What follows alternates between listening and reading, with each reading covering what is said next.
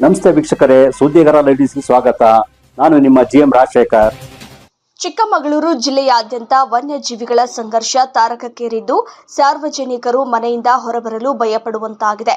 ತರೀಕೆರೆ ತಾಲೂಕಿನ ಲಕ್ಕವಳ್ಳಿ ಸಮೀಪದ ಶಿವಮೊಗ್ಗ ತರೀಕೆರೆ ರಾಜ್ಯ ಹೆದ್ದಾರಿಯಲ್ಲಿ ಕರಡಿಯೊಂದು ಸುಮಾರು 2 ಕಿಲೋಮೀಟರ್ ದೂರ ರಸ್ತೆಯಲ್ಲೇ ಓಡಿ ಸಂಚಲನ ಮೂಡಿಸಿದೆ.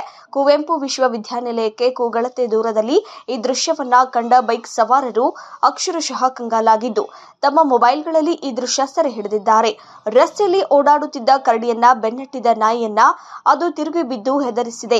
ಆದರೆ ಮನೆ ಮುಂದಿದ್ದ ಮಗುವಿಗೆ ಯಾವುದೇ ಅಪಾಯ ಮಾಡದೆ ಶಾಂತವಾಗಿ ಪಕ್ಕದಲ್ಲೇ ಹಾದು ಹೋಗಿರುವುದು ಎಲ್ಲರ ಅಚ್ಚರಿಗೆ ಕಾರಣವಾಗಿದೆ.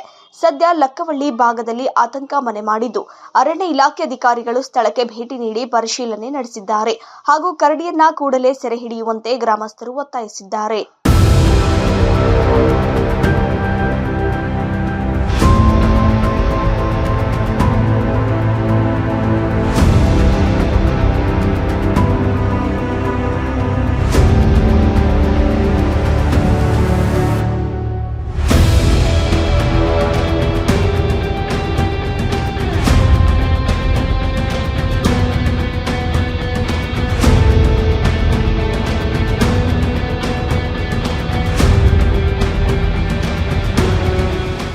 ಇತ್ತ ಕರಡಿ ಹಾವಳಿಯ ಬೆನ್ನಲ್ಲೇ ಚಿಕ್ಕಮಗಳೂರು ತಾಲೂಕಿನ ಮರ್ಲೆ ಗ್ರಾಮದ ಕಲ್ಲು ಕ್ವಾರಿ ಪ್ರದೇಶದಲ್ಲಿ ಹುಲಿಯೊಂದು ಕಾಣಿಸಿಕೊಂಡಿರುವುದು ಪರಿಸ್ಥಿತಿಯನ್ನ ಮತ್ತಷ್ಟು ಗಂಭೀರಗೊಳಿಸಿದೆ.